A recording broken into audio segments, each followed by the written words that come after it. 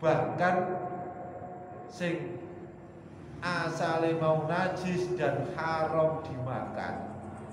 Niki namung gue Imam Rafi'i. Sebagian ulama ndawone bar disamak itu malah dadi halal. Ini malah ekstrim nih malah to. Wayah urung disamak wi haram mergo apa? Mergo najis. Basa wis suci iku malah enek sing ndawone niki Imam Rafi'i malah. Niku ndawone halal. Tapi sing kuat panggah napa haram. Saiki yo kurang panganan to.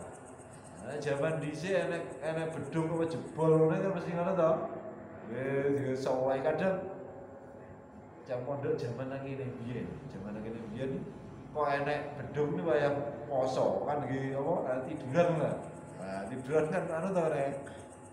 Wis tabur momen piye amri waya poso ki jebol malah ngono. Ora jebol dikrikiti saiki terus diiris terus dibakar terus dikum tinggi cecek. Nak kurang akeh akhire tambahi sandal biasane ngono iki.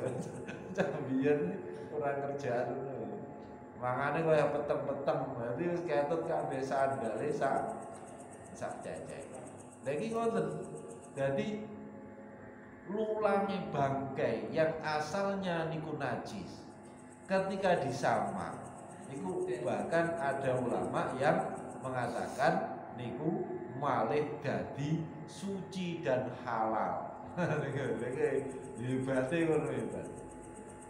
Nah niki jenenge cara mensucikan. Lah khusus lulange kire karo lulange celeng. Celeng utawa nare babi, celenge babi nak ngguwe wong-wong sing penikmat kuliner wis ora ngerti halal haram sing paling nikmati babi hutan. Jadi David Beckham wis senengane temponge babi hutan. Wis paling nikmat jirene. Tapi iki haram. Mergo nang kene didhawuhne illal kalba wal khinzir. Nang Qur'ane ya aulah mal khinziri sore haram daging apa celeng. Binatang yang hidup dianggap najis itu cuma dua nih, anjing dan babi. Wa ma tawaladanuma dan anak keturunane.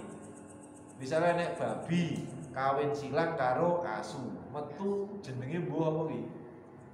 Kewan jenenge. Utawa delalah enek asu, lah kok kawin silang karo wedhus, metu anake wedhus. Niki ya najis malian. Nah, ini kawin silang itu cloning lah, kalau misalnya gimana? Babi delalah kawin silang karo kidang, anaknya ya najis. Jadi nak barang najis karo barang suci metune malah apa najis. Lane didhawuhne nak barang halal karo barang halal metune malah halal. Lan kitab Bajuri diomone ngene. Dadi biyen ya wong biyen iki umpama enek sapi delalah dipajangi karo sapi liyane. Metune rupane menungso. Nah, misale menungso tapi anake sapi. Tapi sing majangi padha sapine lho, wong gak menungso. Nah, ngene iki sapi yang lahir dari binatang halal niki ya tetep halal senajan rupane niku ora rupa sapi. Sampai nang kono diterangne ngono. Dadi enek kewan hasil perkawinan silang berupa manusia bar ngimami salat Idul Adha akhirnya dibeleh oleh mergo dhek anake sapi. Wi umpama tapi genek iki, tapi iki genek, iki umpama.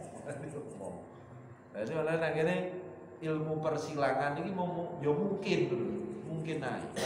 Binatang yang tidak sejenis itu bisa kadang disilangkan biqodratillah akan menelurkan sebuah keturunan baru. Ini mungkin tapi asu karo celeng ora spesies yang berbeda. Tapi nang kene kemungkinan juga bisa. Hasil persilangan niki min akadima tawallada minuma au min akadima ma'a khayawanin tohirin. Nah niki ma'a khayawanin tohirin berarti kan persilangan dengan binatang suci. Jadi waya adem ini justru kena kirik kurang ajar, akhirnya godak pedusnya aan, akhirnya metu mana lah. Dari anaknya asu karo apa? Wedhus kuwi ya haram, mulane najis. Iki sampai sakmono. Mergo asu karo celeng kuwi nalikane urip ae ora iso disucekne. Apa meneh nalikane wis mati. Jadi uripe wis najis. Jadi sampai enak asu tanganmu teles demeh najis. Nak garing gak apa-apa nak garing, tapi nak teles najis. Dan akhirnya didhawuhne ngono kuwi. Jadi illa jidal kabi wa ma tawallada minhuma dan binatang-binatang yang dilahirkan dari keturunan keduanya atau dari salah satunya berserta binatang yang suci. Nanti kawin silang. Nah ini modelnya ini kan ilmu apa? Perbinatangan, sains ini, ilmu sains. Jadi persilangan ternyata bisa. Selanjutnya sing diarani wa azmul maitati wa sya'ruha natsun. Tulangnya bangkai, semua bangkai, tulangnya bangkai dan rambutnya bangkai niku najis. Jadi kok enek kewan sing urip terus mati, jadi bangkai. Niki semua bagiannya niku najis. Hatta sampai jingklongnya mati yo najis. Tapi kok iso dimakfu. Jadi iso dimakfu mesti ora apa-apa. Pokok semua makhluk hidup ketika mati iku jenenge apa? Bangkai.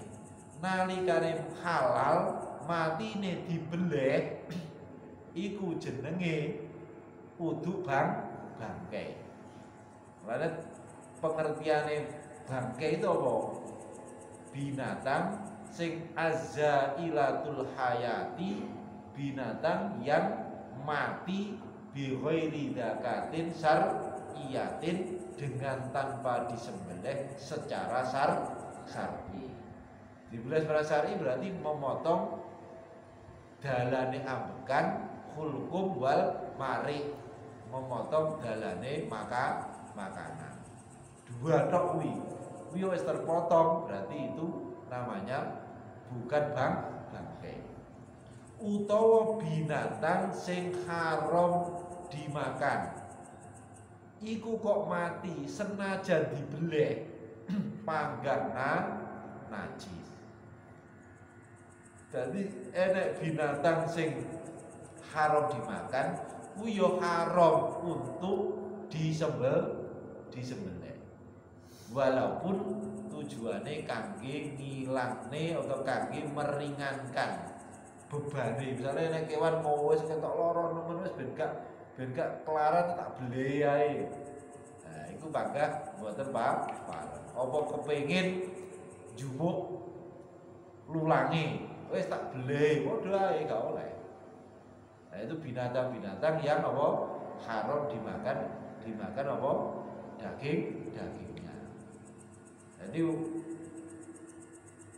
belai kecuali binatang-binatang sing apa sing dianjurkan dibunuh. Kuwi ya ora sunah dibeleh ya ora kok dipateni. Ula binatang-binatang sing membahayakan kan sunah to dipateni. Cecak padahal itu masuk sunah dibunuh kuwi. Ula kira-kira gak patek lumrah ya diandani dhisik. Mari ngono terus ketika gak ilang oh berarti ula tenan. Bareng ngono ya dipateni. Terus sunah wayang mateni iki kawedhe kelingan. Wah iki perintah Kanjeng Nabi ben gak mbayani nang awake dhewe pateni ae. Dadi aja mergo wegel. Aja mergo wegel. Mergo awake dhewe diperintahne iku perkara-perkara kewan-kewan sing membahayakan kita. Senajan itu pembunuhan pada binatang niku ternyata mendapatkan pahala. Cecak ya ini sunah dipateni ya tikus ya. Kan itu jenenge binatang-binatang sing bahaya nih ganggu ya pateni. Nah itu kan omong dalam membunuh ya kudu dengan cara-cara sing apik. Lah saiki piye nalikane enek kewan dibeleh utawa mati tibane nang jerone enek anake. Lagi nak kewan dibeleh dalam kondisi dibeleh ternyata nang jerone enek anake didelok nak anake mati. Berarti bar beleh mati. Berarti iku anake yo halal tanpa harus nopo disembelih. Mergo zakatul janin kadzakati ummihi. Misale niki. Lane wong kurban ngono kae nggawa kewan sing meteng iku enek sing daune ya gak sah. Daune sing kuat malah gak sah.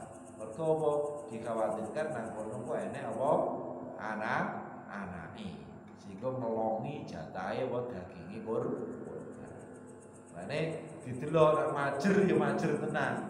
Nah, ketika ora majer tibane meteng gede dibeleh, lha kok anake nang kono ora langsung mati, ketok cek keroncal-keroncal ngono ya ndang langsung dibedel. Terus didelok nak kira-kira cek urip, nak pengen anake ya ketut dimasak ya dibeleh bisa. Karena cek urip. Lah kan didelok dibedel blek lha kok wis mati. Ketut dimasak pisan ya gak apa-apa nak mentong. Tapi kan halal kan.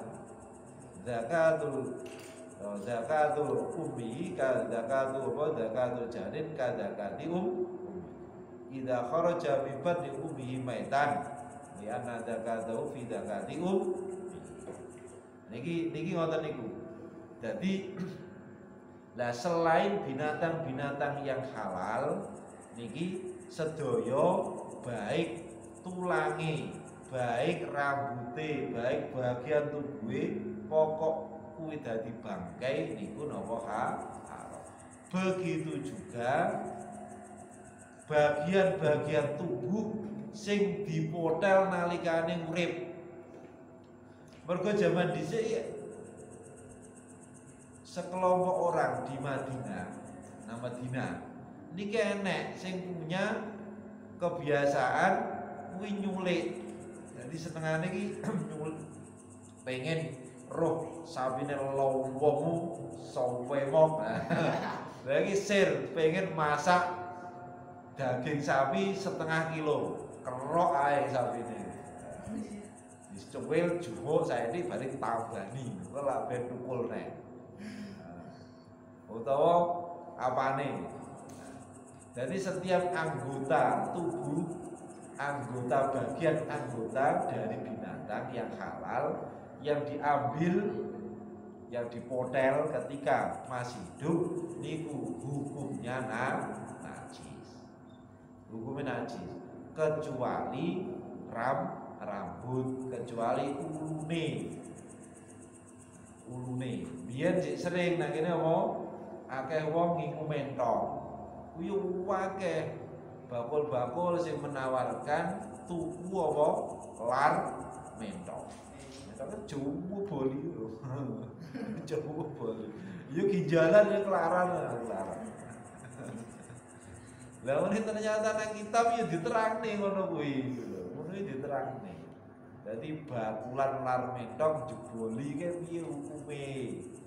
Dadi enek sing daune mergo iku nglarani kewan.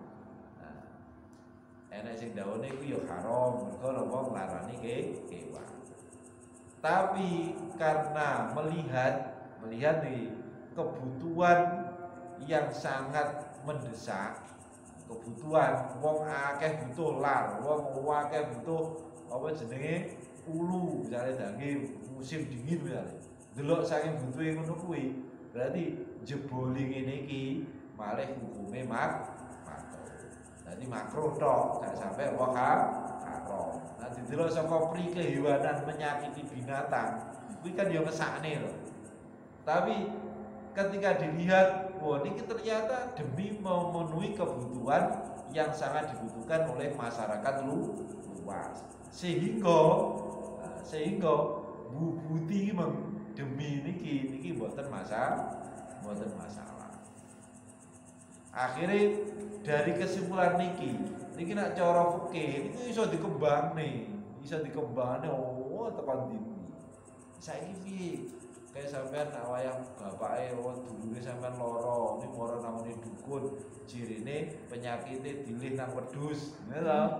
Wedhuse dibeleh, tibare nang kono bek akeh enek dome, enek palune, enek linggise. Kuwi kaya kelaran wedhuse, dili kaya ngono. Lah, mergo iki kebutuhan sangat membutuhkan untuk apa? Berobat, sangat membutuhkan, dia gak masalah. Karena apa?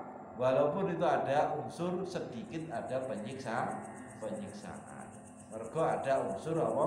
Hajat yang sangat dibutuhkan untuk kepentingan keberlangsungan hidup manusia. Wa min aswafiha wa aubariha wa as'ariha asasan. Nah, terus nang Quran ini kan wonten dan kono lu apa jenenge ulu kasare, ulu aluse, lar-lare iki dimanfaatkan untuk kebutuhan hidup manusia. Tinggi bekakas yang diperlukan. Sehingga baju sing kaitane ngene kok kabeh saka bulu domba. Sampe nang delok nang YouTube nang Australia sing produksi wol. Wedhus sing gibas sing akeh ulune lho. Oh, waduh lho. Mlebu alat itu brindil lho tak resik. Mare ngono ini kademen to. Oh, waduh kan yo kesane lho. Nah saka pri kehewanan ini kan yo kesane lho. Tapi ketika yang diambil itu adalah bulu binatang yang halal dimakan, walaupun niku dalam keadaan hidup, niku tetap suci, boten najis. Jadi gak najis. Tapi nak diambil dari binatang yang diharamkan, misalkan awakmu pengen jaduk, pengen jagoan, itu ijazah kongkon bedol brengose macan. Aku tak tahu oleh ijazah ngono iki. Kowe nak pengen dideni wong, sangar ae to. Renang dindi wis iki enek sing wani iki hayi iki to. Melok pagar Musa to ya. Kuwi golek brengos macan. Mbok sai ya tekake dompet sai wis. Telu nae kan waya nang berbin jebol macan. Nah brengose macan sing dijebol, ya to. Nah brengose macan sing dijebol, brengose kucing sing dijebol. Kucing kan haram juga kan? Kuwi najis. Jadi sampai nak gulung karo kucingnya to. Nah, nek ulune kudu diresiki nek arepe salat. Mergo iku bagian dari binatang ulune kewan sing haram. Ketika lepas baik dalam kondisi jadi bangkai atau dalam kondisi sudah mati disembelih atau dalam kondisi hidup niku panggah najis. Tapi kulite apa lare utawa ulune kewan-kewan sing apa halal niku boten najis. Sehingga suci. Jadi kalau koknya biasanya kolan to kayak. Nah, kayak ya suci, jadi gak perlu. Mane hati-hati, mane biyen iki aku tahu roh ngono, tapi tak goleki gak temu. Dadi wong tuaku dhewe iki jirene wong ta dhewe ya crita, kowe duwe brengos macan duwe. Dadi wayah bapakku nang apa? Nang Berbin nang Surabaya kono, lha iku ujug-ujug macane nyedhek usuk-usuk ngono nang pinggir. Terus ceblok brengose. Karo bapak dijumuk, entuk telu apa loro. Nah ceritane didelik nang kitab, tapi mbok kitab tak golek karo. Tapi nek digowo wis ora usah dirajah iki. Brengos macan digowo ngono tok ya. Wis awakmu wis terutama sing pencak-pencak ya to. Kalau langsung sing ngarepe tending ngene wedi ketoke macan.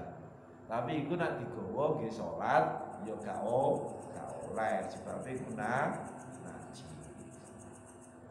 Lah balunge terus apa rambute kuwi kabeh najis illal adamiya angin balung utawa rambute mayite menungso. Senajan mayite iku ora Islam, senajan mayite iku mayite kafir, iku ora najis. Mergo Allah Subhanahu wa taala dawuh walaqad karramna bani Adam. Gusti Allah iki yekti teman-teman mulyane anak turune Bani Adam. Mergo karo Gusti Allah dimulyakne kuwi ora bakalan.